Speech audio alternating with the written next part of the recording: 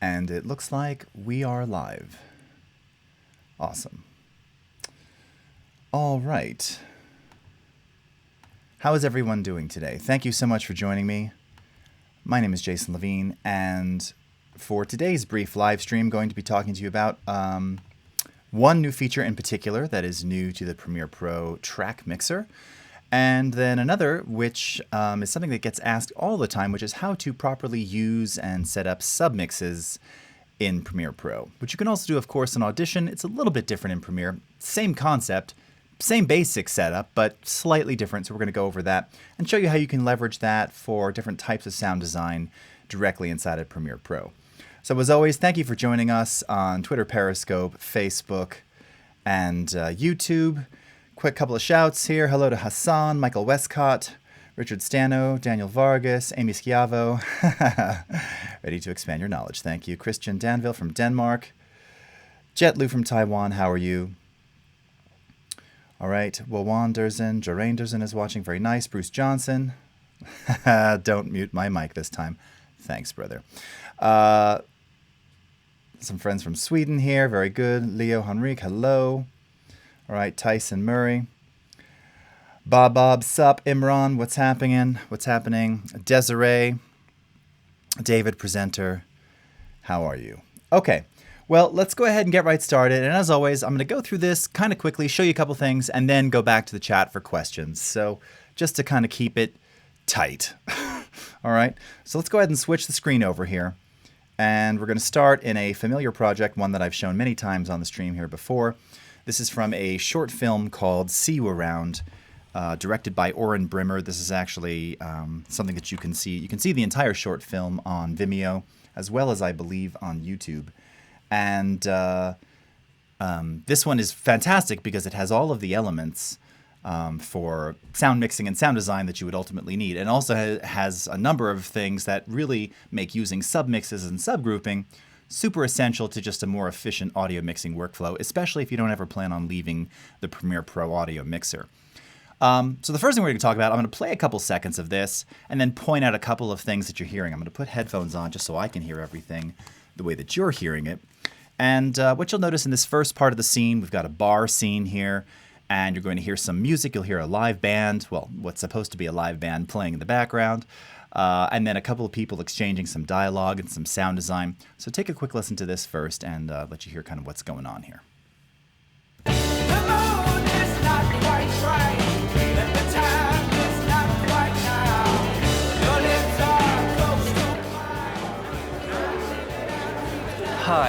Hi. I'd like to get a drink, please. Okay. Great. I'd like an elderberry liqueur. Oh, actually, we don't have that. I've been here before, and I've definitely had it here, so you.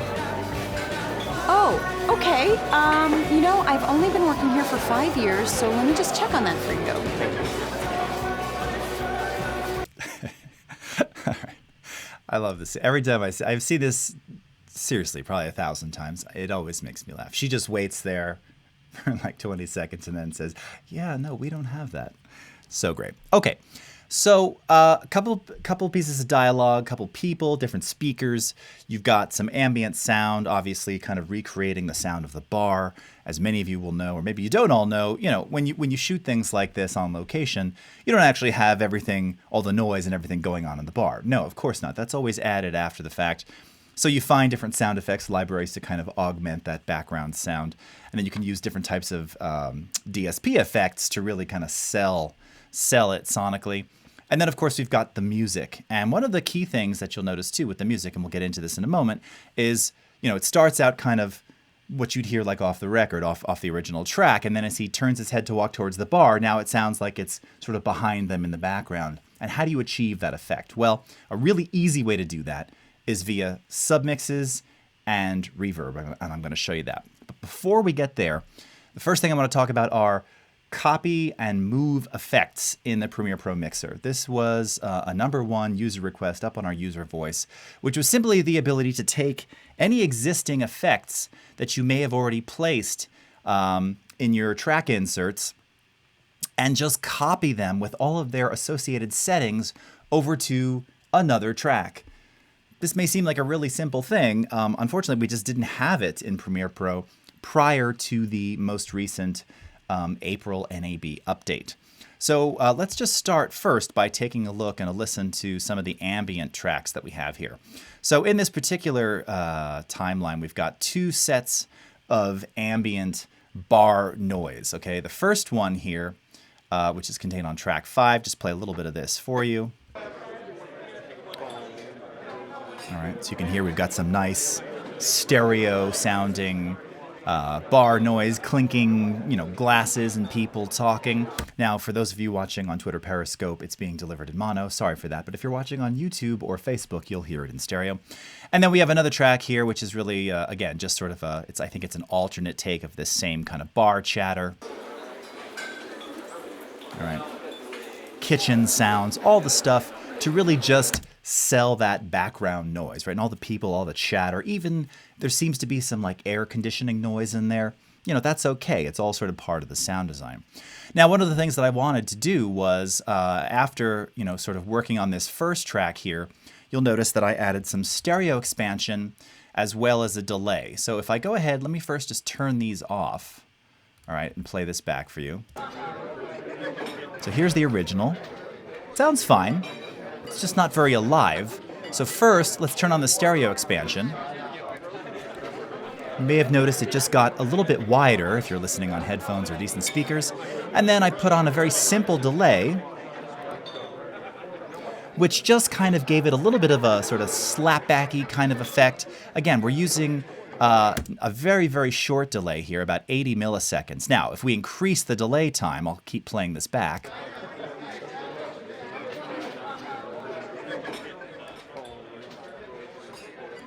Right. Now this is more delay than we need. We don't want that much. So really, just to give it a little bit more space, a little bit more dimension, and just to kind of augment that sort of wide stereo. Keep in mind, of course, you're not paying attention to this. It's background noise. The key is that I've already set both of these effects the way that I want. If we go into the manual parameters here, you can see I've done a stereo expansion of about 174%, which I wouldn't normally do, but for background ambience, it's okay. I'm not worried about things dropping out of the center. That's a whole different conversation there, but you must be very careful when using stereo expansion on stereo material in particular. But we'll go into that in another stream. So what do I want to do? I want to take these effects and I want to apply the same effects to this other ambience track that I have here. Well, now it's as simple as taking the stereo expander from slot 1, and you don't even have to hold down any keys. If I want to use this same effect with all the same parameters, I can simply take it, click it, drag it, and that's it. And if I were to click on the edit settings here, again, just as you saw moments ago, same parameters, 174%. Simple as that. If I wanted to take the delay, same thing. Click, drag, and it copies over with all of my settings, all right? Really simple, really easily. You might think, wow, why didn't you have that before? I don't know, we didn't. But we do now. Really easy. Now, what about if I actually didn't want to copy something over, but I wanted to move it from one slot to another? Well, this is where we can hold down the command, or I guess on Windows, is command the control key on Windows? Or is it option? I don't remember. So whatever the equivalent of command is on Windows, someone wants to chime in the chat here, I'll try and find you. It just drives me nuts. I can never remember what that is. I think it's control, right? So I can hold down the command key here, click on delay, and move it. And now you'll see it's removed from that first track and now only placed on the second track.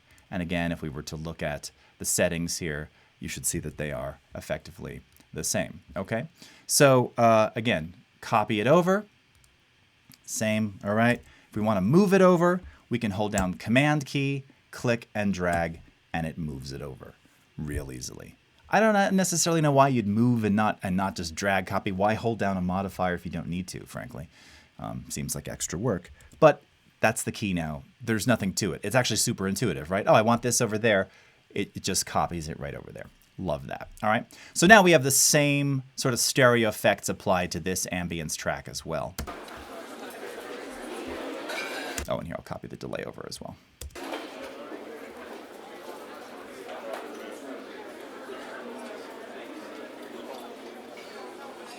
this one even a little wider. All right. Okay. And then together, here's what they sound like. And then if we bring everything else back in together. I'm so sorry to make you do this. I just want a high life. Sorry to make you keep making me trip back and forth. No, I don't mind at all. All right. Really super easy. So copy, move, click and drag to another slot to copy with all the parameters. Command or the Windows equivalent. Did anyone answer me? Is it Control? Yes, it is Control to move it over to another slot. Okay. So now we're going to get into subgrouping. All right. So as mentioned, one of the most common uses for subgroups is simply to take a series of like tracks or like audio content, in this case, all of the dialogue, and put them all onto a single mono or stereo fader. Now, there's a couple of reasons why you might do that. First and foremost, if you've sort of pre-treated your audio, everything's good, it's the way that you want, but maybe you have to, you want to make some global adjustments to all of those voices simultaneously. Well, it's easier to do it if you have a single fader versus, in this case, 4 different faders, right? So there's lots of reasons why you group and subgroup things together. This is also known as busing tracks together, but there's a couple different ways that you can do it. Now, I'm going to cover this submixes here in terms of using effects sends in a second. First, though, let's just talk about building or creating the submix. So if you want to create a submix, which again is a group, which is also a bus, so many terms for the same thing, inside the mixer here, in what we call the effects sends section here, if I click on the flyout menu or the down arrow here, you have the option to create a mono, stereo, 5-1, or adaptive submix. So because I have this dialogue, and perhaps I will pan it later. Right now, everything's kind of in the center, but maybe I want it to kind of follow how it looks on screen. I would probably create a stereo submix. And when you do that, you'll see I've already created one here. It'll just create what looks like another sort of blank channel for you, except now this is a channel that you can send other materials to. Now, I am not sending things over there necessarily for the purpose of mixing effects. I want everything to be controlled. I want everything to be controlled with just a single fader. Not necessarily the effects, but everything. So in this case, I'm going to send everything from the mixer itself. So here I'm going to show you, I have kind of a blank version of this. You'll notice down at the bottom here, or I should say in the middle of our mixer, you have your input channels, but then you also have your output assignments. So right now, everything is going to the master fader, right? So everything, this is a stereo mix, everything automatically goes to the master fader. That's sort of the default. Well, before it gets to the master fader, I can group things to a submix. So for these first 4 dialogue tracks, I'm simply going to say, all right, send this with everything that may be on this track to the dialogue submix. And I called it subdia. All right, and I'll do this for each of them. Now, what this means is that the relative levels for each of these 4 tracks affect the relative levels present here in the submix, okay? The panning for each of these will be determined by the panning that you have on each of these will also be sent to this submix, okay? So again, once I've got my dialogue dialed in, and I don't want to have to readjust individual faders, I can subgroup them all together to a stereo submix. Similarly, if you're thinking about music, maybe you have, a series of drums recorded. It doesn't have to be a drum kit. It could just be all of your percussion sounds, right? You can group all of those percussion sounds and send them to a submix and put them on a fader so that one fader controls them all. Now, you can still add effects to this that will affect everything uniformly, globally, and you can see I did that. So on all the dialogue here, let's go ahead and solo these. So I'm going to solo all 4 tracks of dialogue. All right. Now, if I play this back, all right till there's actually some talking in here. A drink, please. Okay. Great. I'd like an elderberry liqueur. So you can see everything is going Actually, we don't to the have submix that. channel right I've been here before. And on the submix channel, I've got some FFT filter because I did an additional cut of some of these audio tracks had some rumble. Lots of different ways to account for that. Again, I'm just doing kind of a global de-rumbling here. And then I also added a little bit of compression just to even out the dynamics for each of these spoken performances, okay? And I've definitely had it here, so you have it. Oh, okay. Right. She's a lot I've louder only been than working they here are. for 5 years. So I'm kind of squishing her down to account for those differences in audio there. And again, different tracks here will affect the compressor slightly differently. All right, but everything is subgrouped to this. So again, if I wanted to do some panning on these, all right, let's just do some kind of extreme pans. Remember where everything is here. So let me just check on that for you. Thank you. All right, I'm gonna move her over more to the right. Should hear her more on the right side now. Yeah, no, we don't have it. Okay, I'll take a shot of Fireball. All right, now he's over here. All right, so again, everything that's in that track will now be sent. Everything, so effects, additional sends and whatnot, the pan, the relative fader volume level, all gets sent to that submix. So now, if I were to say, do this, Perfect. and pull this fader all the way down, now we don't hear any dialogue. You can still see the dialogue tracks playing in the mixer. You can see the relative levels, but the actual play out, what's being sent to the master fader, is contained here. I'm so sorry. I don't know if you heard, but All right. I don't have to disco that. You get the idea. All right. So that's sort of submixing for grouping, just straight grouping. And again, I have effects on here as well. Very common, very cool, super easy. All right. Now, the other thing I wanted to show you was based around using submixes for sound design. All right. And so here, let me go ahead and I'm going to solo. Let's solo the dialogue here. Let's see, submix A. Okay, so I want the music. And we're going to solo these dialogue tracks. All right, and let's just pay attention to this. So the sound design, the ambient noise of the bar and everything is out of here right now. So take a quick listen to this. Actually, you know what? I'm going to turn off the, let's turn off the dialogue for a second.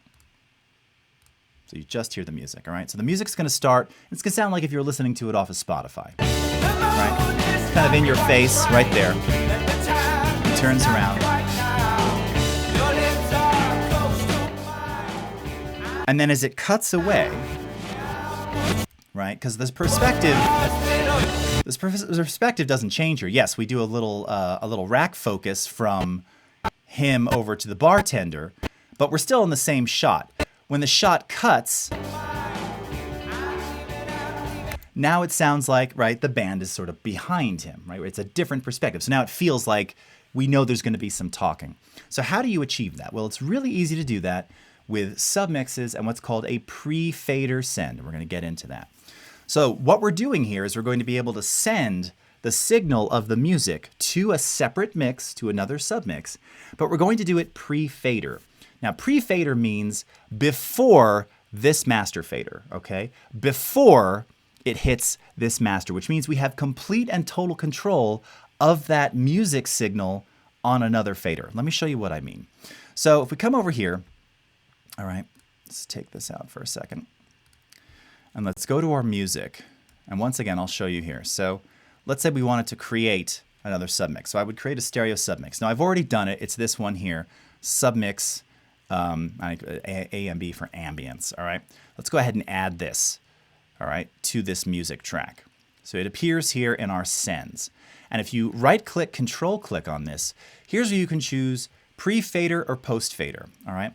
Now, if you send pre-fader, again, what that means is that you have independent control of this native original dry signal, and then what's sent over to the submix will also be dry unless you add additional effects here. But you'll see what I mean. You can separate affected signal from dry signal. Now, where this is really commonly used, particularly in sound design, I've shown this on the stream before, like you've got someone who's running away. They're running away from the camera, so you're going to be using some reverb or ambient echo or decay to kind of simulate the distance as they're running away from the camera. It's super easy to do that using a pre-fader reverb send, all right? That's what we're going to do here. So what I do is I'm going to set up this submix and I'm going to choose pre-fader. On the music submix here, I'm going to come up to our effects inserts and I'm going to insert our studio reverb, right?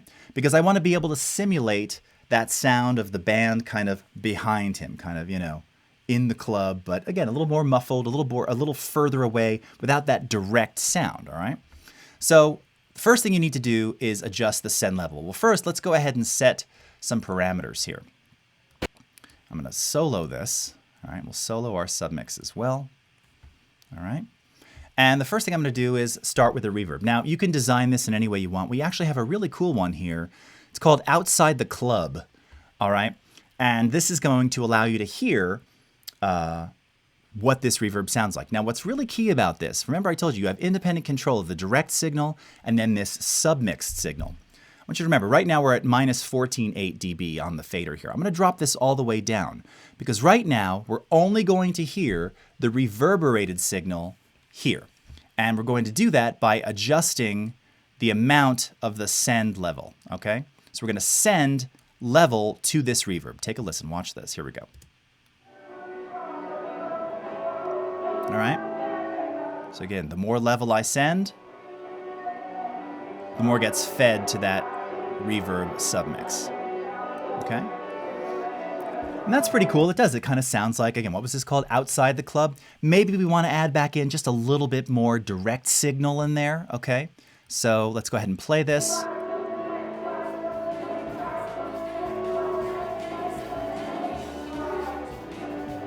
Just a little bit, all right? And again, if we were to raise the original fader here, sounds like we're listening to a record. Drop that all the way down. Now it sounds like they're behind us. Sounds like we're going to be narrating something, right? Okay, so that's the key with the pre-fader send, is that that echoey reverb always exists independently, regardless of the level of the fader here. Now, if you do post-fader, that means that the send happens after the fader level. So if you were to switch this to post-fader and drop the fader all the way down, what happens? You lose everything. You don't hear the reverb and you don't hear the direct signal anymore, okay? So there's different reasons why you do that. For sound design and for this kind of effect, pre-fader is really, really useful. Now the last element here is automating that switch of the camera, right? When he's kind of looking at us and the bartender, the rack focus, we want to hear that full sound of the band. And then at that cut in the scene, that's where we want it to shift to that pre-fader reverberated signal only. So we're going to do that using fader automation. Now, because that cut is so fast, I'm just going to do it with an automated keyframe. Rather than trying to automate it with the fader itself using automation, which I could do if I went into write mode, I can just draw it with keyframes a lot more easily.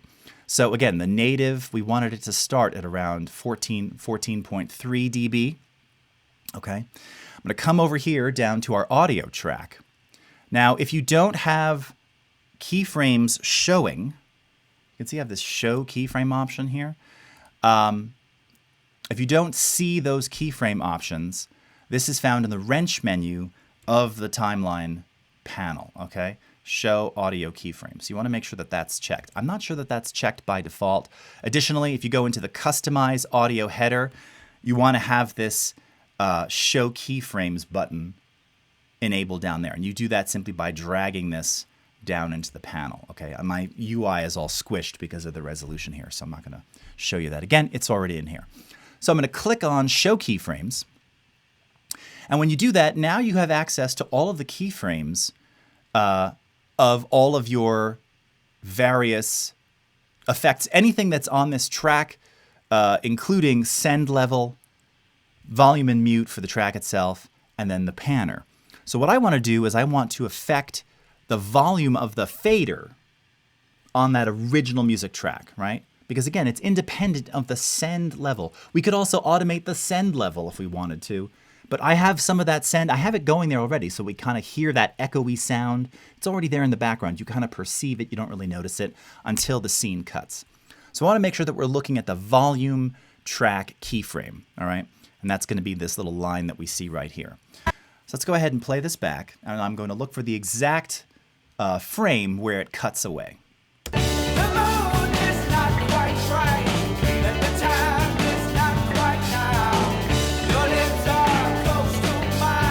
Okay. Right here. Okay. So here's the frame where we want it to sound like we've shifted perspective, and now the band should be behind him. So the easiest way to do this is come over here, and I'm going to hold down my Command key, and I'm going to set 2 little keyframes, all right? It's going to be a very, very quick transition. So here's the original value that we're starting at, and I think it shows you a tooltip there. Let's see if I can get that up on screen. So it does, minus 14.3. And then right here on our current time indicator, I'm going to set another keyframe, and I'm going to drop this down to around minus 27. So dropping it about 13 dB down, all right? And what that does is that's automatically going to adjust the volume of our fader right there. And if you're taking a look here, you can actually see it. Moving, all right? And in fact, I think, go ahead and zoom in a little. That's even, I don't want so much of a transition. So I'm going to move this keyframe up. Whoops, a little closer. Right there. All right. So it's really, really fast. Zoom back out. Wind it back a bit. Take a listen. So we should start hearing it sort of full. And then, again, as the scene cuts, it'll sound like it's behind him. Here we go.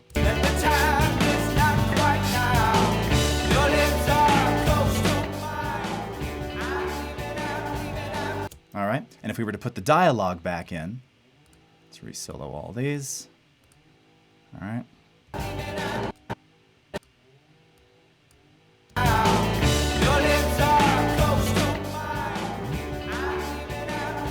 Hi, yeah, hi. I'd like to get a drink. Okay.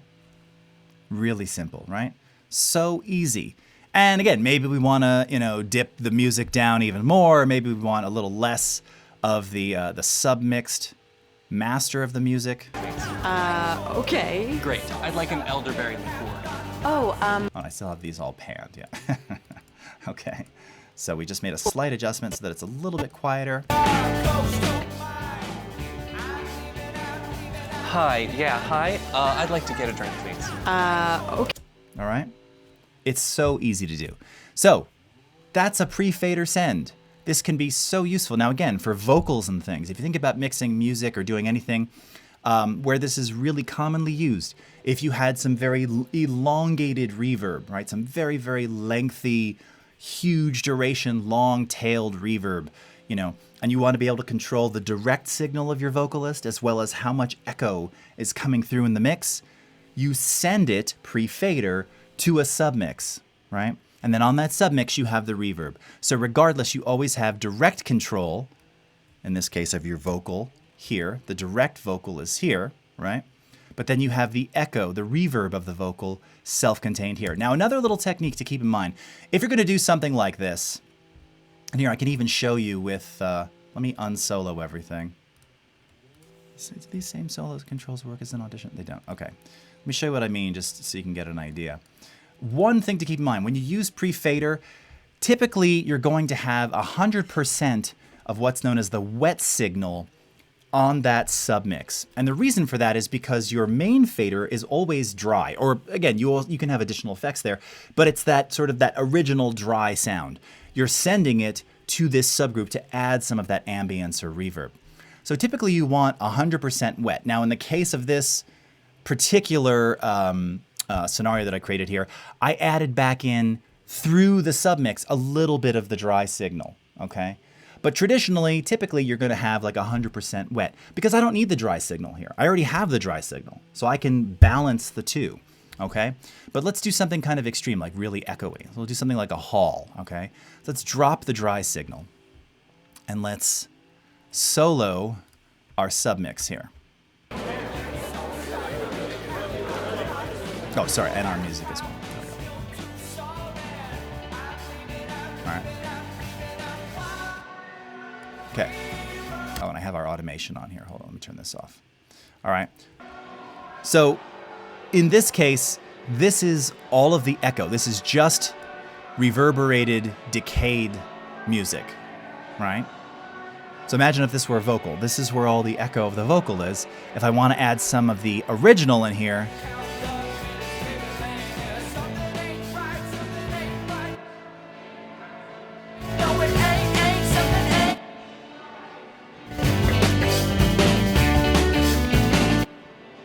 all right? And you still hear all the reverberating signal. If I adjust dry, now we're bringing back dry and reverberated signal on this reverb bus. You don't typically want that, all right? Again, there's reasons why you might bring in a little bit, but if you put in too much dry signal, well, then what's the point of having this separated? Now you've got the dry already there. So again, if you're going to be using this for like ambience, reverb, delay, you typically want 100% wet, 0% dry on that pre-fader submix. All right, that's a really, really important tip because again, if you leave it, a lot of these presets, the blend is like 70-30. So if I were to drop that master audio, this still sounds pretty dry, right? Because it is. There's the echoed signal. There's the reverberated signal. It's on the wet side. And this is also, by the way, when you're trying to customize, let's say, ambience, all right? Let's say we're trying to kind of, again, the outside the club one was pretty good. Let's go to one of these room ambiences. If you're trying to simulate what a particular room kind of looks like, in terms of reflectivity and diffusion and such, you want to be able to listen at 100% wet so that you can adjust things like the high frequency cutoff. Right now it's cutting off at 9K, which means this room would be very bright, which means we're sort of preserving a lot of the upper, mid, and highs inside the room. You can hear it. It's really bright. If we lower the high frequency cut, the room gets darker, right? You understand? Because we're cutting off all frequencies, in this case, above 2K, above 2000 hertz. If we want to let more of that back in, you raise the high frequency cut. Similarly, this is a great thing. You never want to reverberate low frequency. Never. I mean, unless that's part of your sound design. But if you're trying to do something cleanly, some of the reverbs and ambiences have a very low, like they might have a low frequency cut of 50 hertz, which means that you're adding ambience and reverb to bass frequencies. That's a no-no. That's how you're going to end up with something that's very muddy. You're going to have too much signal if you were doing 5.1 going to your LFE channel. So you probably want your low frequency cut for most things anywhere from 180 to 250 hertz. Just kind of depends. Now, as you raise this will also start to thin out the sound because you're removing low frequency. But for echo, ambience, reverberation, you don't typically feel low frequency ambience, right? Low frequency stuff in an ambient environment is something different. The actual ambient reverberation typically doesn't happen below 250, 270 hertz, all right? So that's another good tip to keep in mind. If you want to preserve more high-end, if the room is brighter, if it's reflective, again, you're looking at it on screen, you're like, oh, that room looks really bright, it's tile. You want this high frequency cut to be higher. In a tiled room, maybe it's like 10K or 12K to really preserve all that sound. And then you'd want a small room. You wouldn't want it to be big, right? It's not meant to be big if it's a small, like a bathroom or something. Short decay, lots of early reflection, right? Tile's going to be very reflective. Maybe we have some diffusion, kind of spread it out a little bit, but not a lot of damping to keep it bright, right? But if we wanted to warm it up, we would drop that high frequency cut, drop some of those early reflections, and probably bring up the decay a little bit.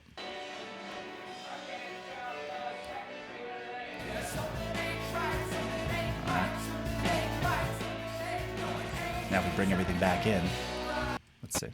Shipment just came in. No. Yeah. Do you want a little shot? Do you want it with iced? Pretty cool. Right? I'm so sorry. Sorry to make you keep making so many trips back and forth. No, I don't mind at all. This is great. This one's on me. Thanks so much for ordering a real drink. Okay. And that's it. All right. So copy and move new effects inside the Premiere Pro mixer. Simply click and drag to another slot. They will copy over with all the same parameters. Control or Command to move the effects over, and then creating submixes very easily. One for grouping. So remember, you can create a submix and then simply group them via your master outputs here before it gets to the master fader.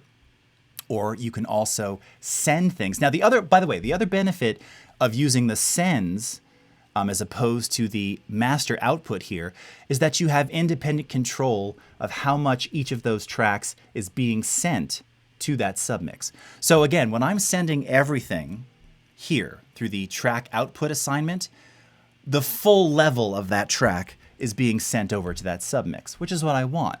But maybe if I'm reverberating, or maybe I'm using different types of weird effects on their voices, maybe I only want 10% on his voice and 30% on her voice and 15% on the other guy's voice. That's what this send level is for. So you can adjust the level. Additionally, you also have panning that you can send, right, to a subgroup if you do it this way as opposed to the output assignment. So if I wanted to, not only send this signal to another submix, but I also want to pan him just in the submix. So maybe it's just in the ambience. This is another great technique. Again, if you're trying to add some very specific stereo ambience to that submix, you can leave all the original voices in mono in the middle and then pan the send in stereo. That gives a really nice effect. So again, you have a lot of that direct signal that's going to make it more present, it's going to make it more intelligible, but the ambience, the reverb, is spread out a little bit.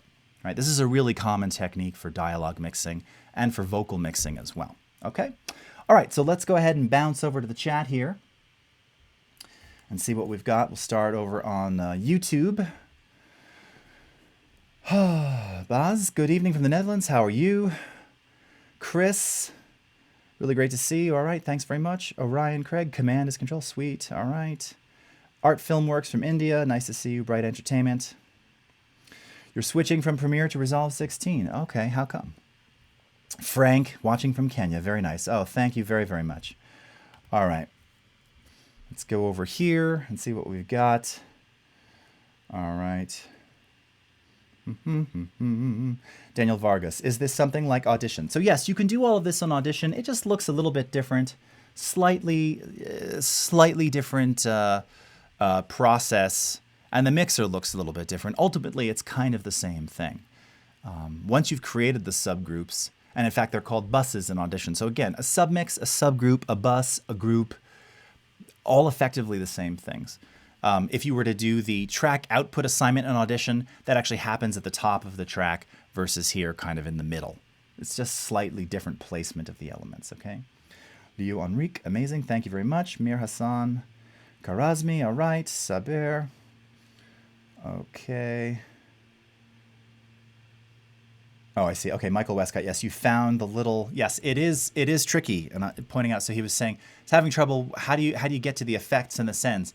So this little white arrow up here in the upper left-hand corner, show hide effects and sends. So that's how you twirl all this down. That is not open by default. So probably could have started there. Thank you, Michael. Yeah, that's one of those things like I don't have that because it kind of just feels like, oh, well, like you just wouldn't necessarily see it. So it's contained up here. Let's see if we've got anything in Periscope. Hello, Fabian, DJ Arcane, Thaloski, Peter, Kiki, Erg, Art Sound, Tomahawk, Service Snape. Okay. All right. Well, that looks like we've got all the comments. Perfect. All right, everyone. Well, thank you so much for watching. Again, you'll be able to catch the replays on Twitter, Periscope, on Facebook, as well as on YouTube. I will not see you tomorrow, but I will be back on the stream on Wednesday, and we'll be talking about some more new features in the applications back from NAB from our recent April release for the video and audio applications. So until then, have a great rest of your morning, afternoon, evening, wherever you are in the world, and we'll see you again next time. Thanks so much for watching, everybody. Bye-bye.